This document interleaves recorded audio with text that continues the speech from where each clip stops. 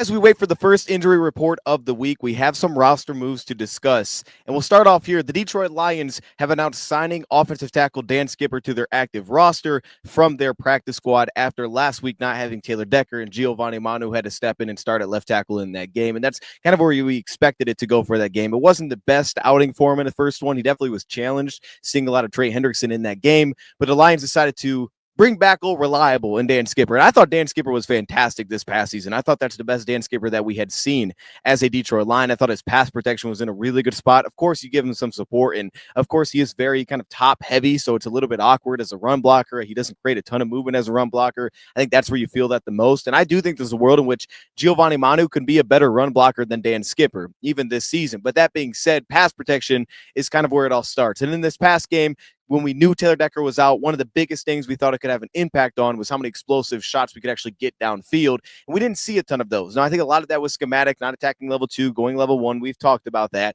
But I think that played into it for sure. And you can see it when watching back this game. That said, though, as for Giovanni Manu and for Dan Skipper, for that matter, this does make me wonder a little bit about Taylor Decker's availability going forward and how soon he's going to be available. The fact that the Lions did bring up Dan Skipper, because it could say something about that. They could just elevate him, but they signed him to the active roster. Might give you the sense that they may have him for a little while on the 53-man roster. So it's something to keep an eye on, is that they may be preparing to need him for a few weeks here. And again, I would be pretty confident with Dan Skipper in most games that you go into.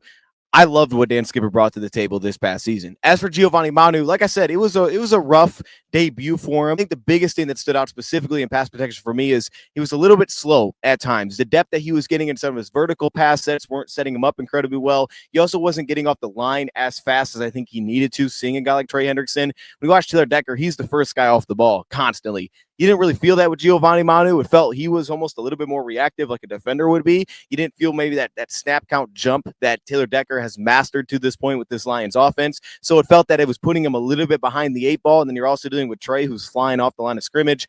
But even that being said, there were some good short sets in there, right? He got on him quickly, got some early hands. I thought he did a fine job passing off some inside-outside rushers, right, when he had to step in and kind of close airspace and being able to pass off, give some support. Some of their play pass spots, that's where you would see him maybe give up some angles. He would give up an edge a little bit, be a little bit too shallow in some of his pass protection sets there. I'm not on him for the one where we're in slide protection. We bring a tight end on the split block. That's not on him, right? That's just a scheme offensively. But he did get beat a few times in this game, right? We had the sack. There was multiple times he was actually beat in this game. One, Dave Montgomery gave him some support early in this one on a play action set. Thought his hands looked really strong in this game. He showed a nice little latch. For him, it was a big challenge. And just a few things are going to have to speed up in his game. He's going to have to get more consistent. When you talk about consistent vertical pass sets, really protecting the edge, felt like he was trying to protect the inside a lot in this game, not give up inside counters. And that's something that he's had a big problem with going back to, the preseason, is dealing with that when he's trying to really get outside. So I think there's just areas that need improvement there. And this was a really good challenge. I think it's going to be something that's really good for him to figure out the small little details. And hopefully with the vets in the building, we can get that right. And I think that they will. But as for now, they may go to Dan Skipper if they need to this weekend. And I would feel very comfortable with that. So welcome Dan Skipper back.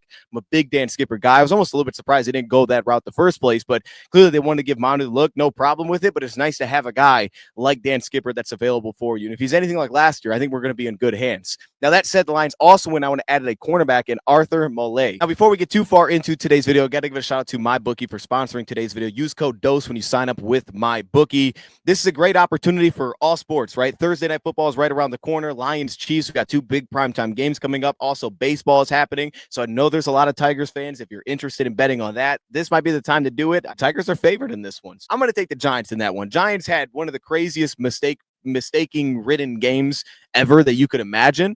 To lose that game last week, I think that could potentially sway some people in betting on this. So I would actually probably lean the Giants in a game like that. And early, if you look at the Lions line, the Lions are actually underdogs. Now, this is now -2. It was 2.5, so this has moved a little bit. Maybe now's the best time to get on it. If you want to get some points for the Lions, maybe this news with Dan Skipper potentially shakes some things up a little bit.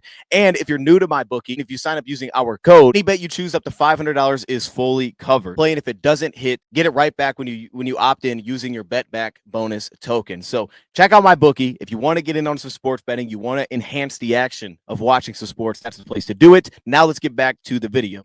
I say Maulet. I don't know if that's right or not. So if I'm saying it wrong, I won't do it again. I apologize. But this is a guy that was with the Baltimore Ravens back in 2023 when we faced him. He's a 32-year-old cornerback right now that's kind of lived in that slot role that I was a big fan of in 2023. I remember prepping for that Ravens game. Obviously, they dominated that game and trying to find the mismatches in the back end. He was the guy that I think I would thought, like, okay, we can go at him a little bit in this one.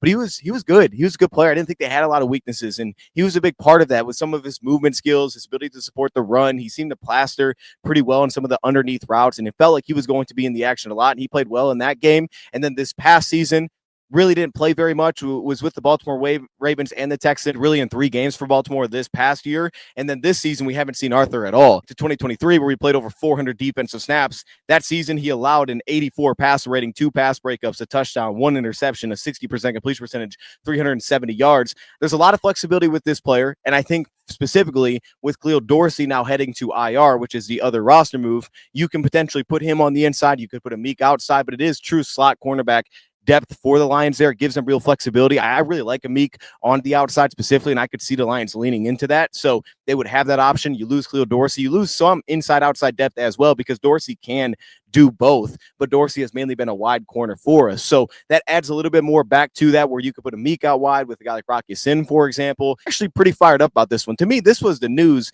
of the video because to me, this is a very easy mover. Just going back to last year's film, he still moved really well in coverage, really well in underneath zone. He covered a lot of depth very quickly. He could half turn slide, just his lateral movement, just his really back pedal quickness. He got under one with ease when you talk about playing some of those flat rolls in cover 3. He could create a lot of depth in a hurry. He also worked way quicker underneath. I think his level 1 routes that he was able to cover, he played a lot faster. He closed airspace in a hurry. He was really good with angles to the football, which made him feel that he was playing a lot faster. Specifically, his change of direction quickness, some real swivel and looseness within his hips. The lateral movement was there. And off-man coverage, he played with a really nice transition to open his hips, get vertical, transition to the ball, drive to the football. There's a lot of fluidity and also some real juice within his transitions that doesn't need to necessarily pick up speed. Now, some problems with that is he doesn't have, to me, great recovery speed. Long speed can be a little bit of a problem as well. You can definitely stack him vertically, especially if he's in some like press alignments. It's no doubt that they can stack him, which I think is why he's kind of lived in the slot a little bit more. He also can get a little bit over aggressive, a little bit over antsy, it feels like, at the line of scrimmage, kind of trying to project where the ball is going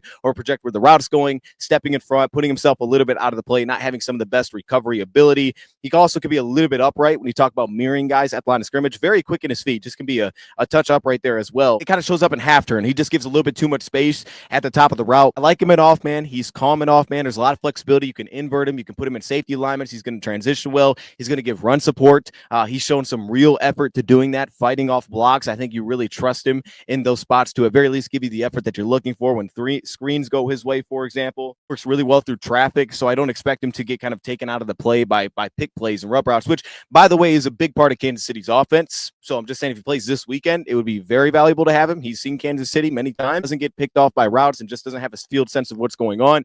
That's where he's valuable. That's where that veteran experience shows up. And again, he's playing a lot faster underneath, which, again, a lot of Kansas City's offense has been very quick, moving the pocket, getting things out. Arthur, I think, is a very good addition for the Lions. I was pretty excited. I didn't know he was available when this name came up as an addition for the Lions here. I hate that Khalil Dorsey's now hitting IR, as he was listed with 2 different injuries. So hopefully at some point we again get to see him. But this is coming on the heels of the very good news from Terrion Arnold just a day ago. So we've had some positives there. Now Arthur Maulet will come in and kind of, ease some of this, I think, a little bit. I think he's very capable of playing for us. Of course, you have Trey Flowers as another wide corner. Arthur could play for you. He could play right away, I think, for you as well if he looks like that 2024 self. And you'd be comfortable with him in a lot of schemes. If you're going to press him, you probably have to put him a little bit more in a slot because he's going to be handsy. He's going to be quick at the line of scrimmage. He's going to be able to mirror a lot of guys just athleticism-wise underneath. He just may be over-aggressive. Flexibility is great for how the Lions have been playing defensively this year. You can ask him to do a lot. So with that being said, those are the latest roster moves. I'm going to leave it there. Let me know your thoughts in the comments below. Thank you, Prop, for watching. Shout out to my bookie for sponsoring today's video, and I'm out.